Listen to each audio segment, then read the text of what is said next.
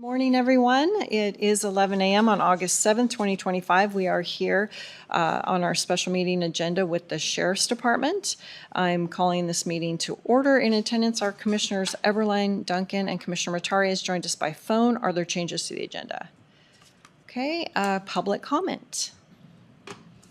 Okay, hearing none, our one and only item is the consideration of the helicopter lease. And I'll just start off real quick by saying what this is and what it isn't. It's an update to the board, and it is for further direction on what the next steps are. And then when the steps that are going to be outlined today are followed, then we'll be able to bring it to a business meeting and get that inked and be on our way. We do have an executive session planned because there's some information from our outside attorney that we want to make sure gets relayed to the board. So with that, I'll turn it over to Lieutenant Ellis.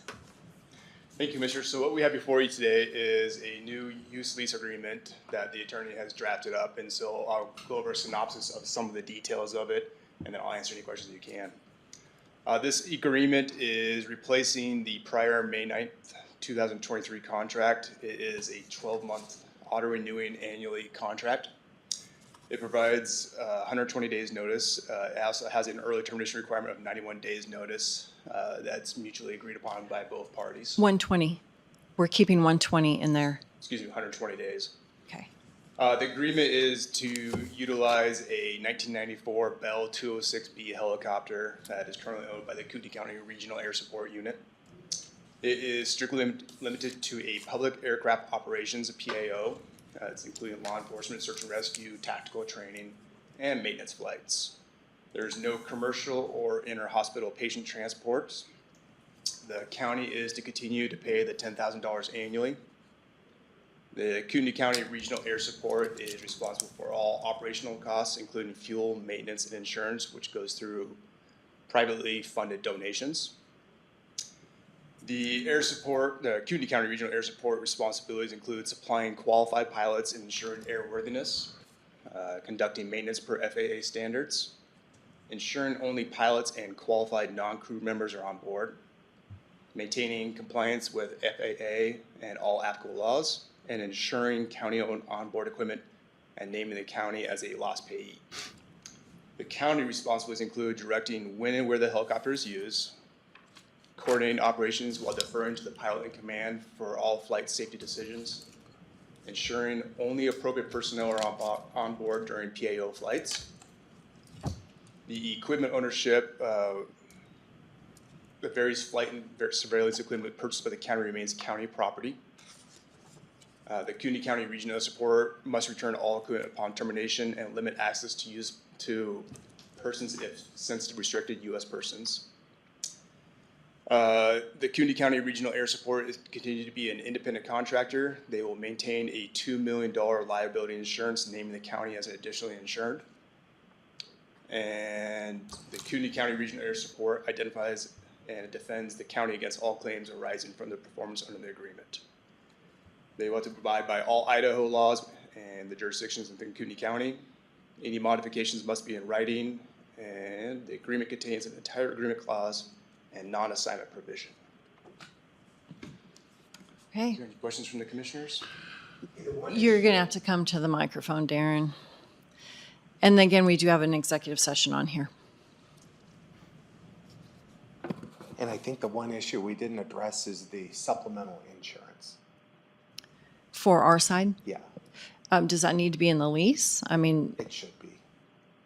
okay, so one of the Kootenai County requirements that's required of us is going to be the supplemental insurance. Yeah, who's Okay. responsible? Okay. All right, we can talk about that.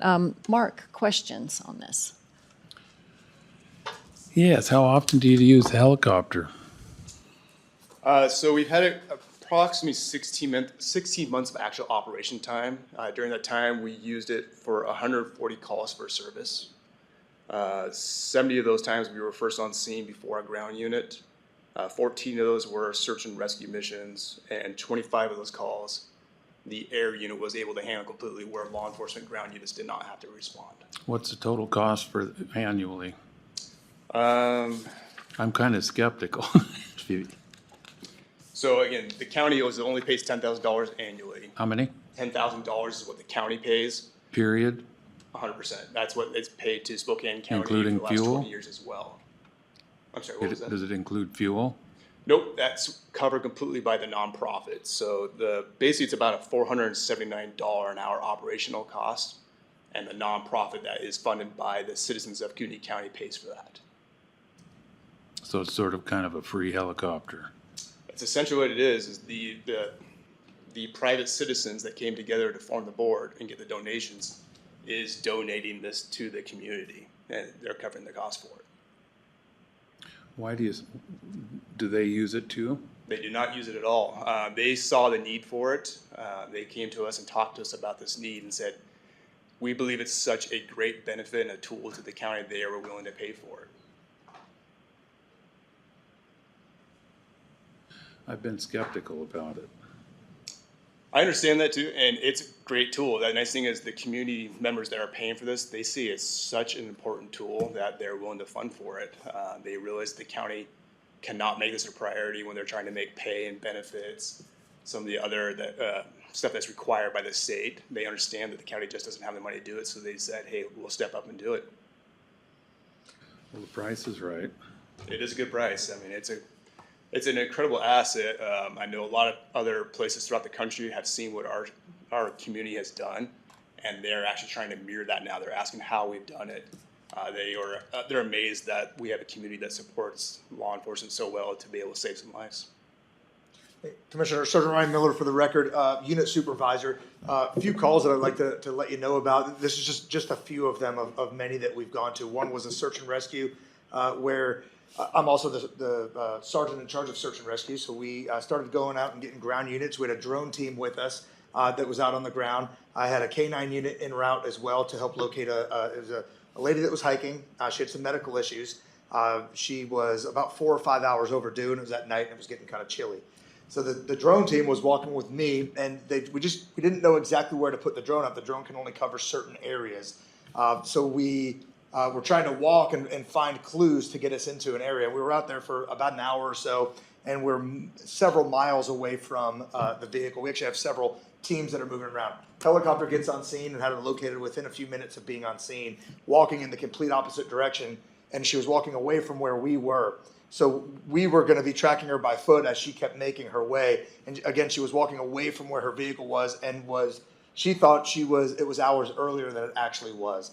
Her husband has now donated some money. He's a member of a local organization. That organization has donated money, and then he continues to match it every time. And he said that his wife is alive because of the helicopter, period. One other call I'd like to talk about. It was a pilot, myself as a tactical flight officer, and I'm a training tactical flight officer, so I was teaching another flight officer how to operate the equipment in the helicopter. We were doing a patrol flight up near Silverwood. I said, hey, this is a great time that we can just do some orbits while we're looking down at the people, and that other TFO can start looking and finding what it looks like when people are walking around, just to get an idea with the heat signatures. As that happened, we did a half of an orbit around Silverwood, and a call came out. It was an injury crash where 3 teenagers were ejected from the vehicle. 2 were near the vehicle, but 1 was unaccounted for. We were the first unit on scene. As ground units were coming in about a minute later, they said they didn't know where that other teenager was. We located the teenager within a minute or so with the thermal imaging camera and the spotlight. Over 200 yards away from the vehicle, ejected into the woods. The ground unit said they weren't going to be able to find this teenager very quickly. We also coordinated life flight helicopter to come over from Spokane. There were a lot of calls going on. There were 4 life flight helicopters in the air at the same time in the region. So we had to coordinate one to come from Spokane, and we already found them a good landing spot, and it just made the whole process a lot quicker. Last I heard, that teenager was still alive. I don't know the details now. It was about a year ago, but that was the last that I had heard. But again, that was something right there that if we weren't in the air ready to respond to a call like that, we're going to have at least 1 fatal on that. So these are just 2 situations, and there's definitely a lot more. We've had several phone calls for the helicopter from regional partners and local, and we can't respond. One of the big ones that we could have been up within 10 minutes, most likely, within 10 minutes when the firefighters were killed. I think the first helicopter was here, was it an hour? A little over an hour. a little over an hour. We could have been 10 minutes. That could have made a difference of finding the shooter a lot quicker. So it's just, it is a resource that we'd like to all pretend that this is, safe Kootenai County, Coeur d'Alene. And we are safe compared to a lot of areas. But we're also really close to larger cities, and with the I-90 corridor, we're just getting busier, and this is a time where this resource is absolutely needed. So you're responsible for all the fuel, I would imagine, Correct. and then the maintenance is and all that stuff is taken care of by the other owner. Nonprofit's taking care of it as well. So the nonprofit's taking care of the fuel. Correct. I just want to make sure that, Oh, yes, the nonprofit takes care of the fuel. The only thing the county is paying is that $10,000 and then any deputies' wages that are on the helicopter. well, I guess that's the freest helicopter I've ever heard of. Absolutely. Yeah. We're lucky in this community to have the support, so I say it would not be a possibility without the community support. Yeah.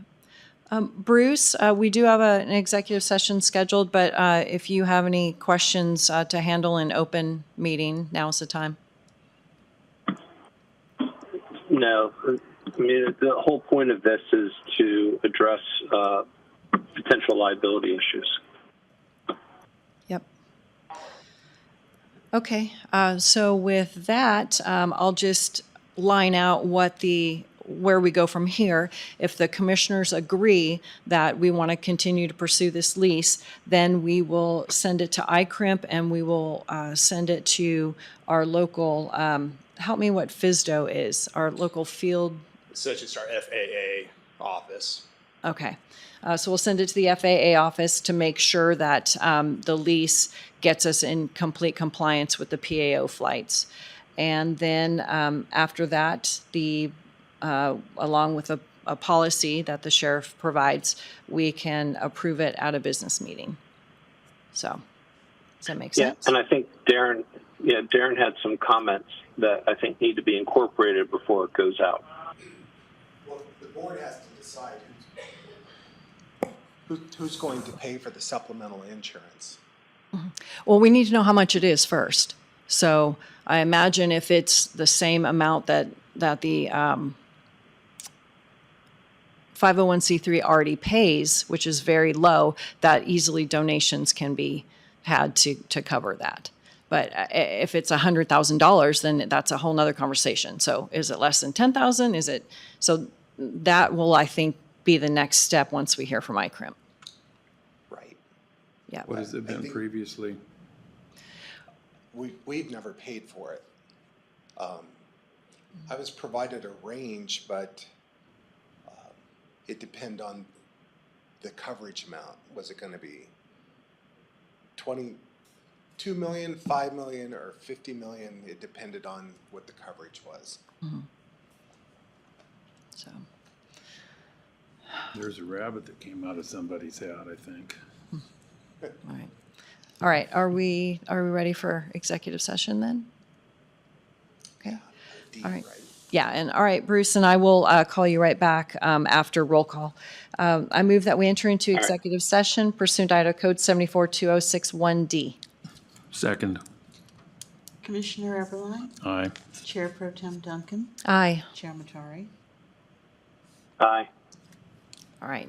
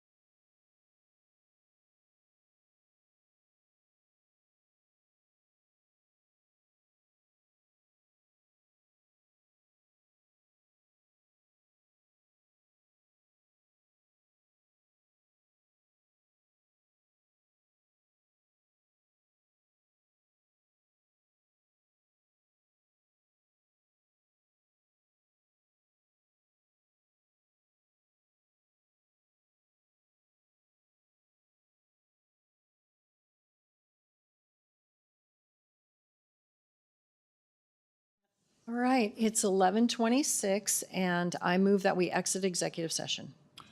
So be it. Commissioner Eberline, Aye. Chair Pro Tem Duncan, Aye. Chair Matari.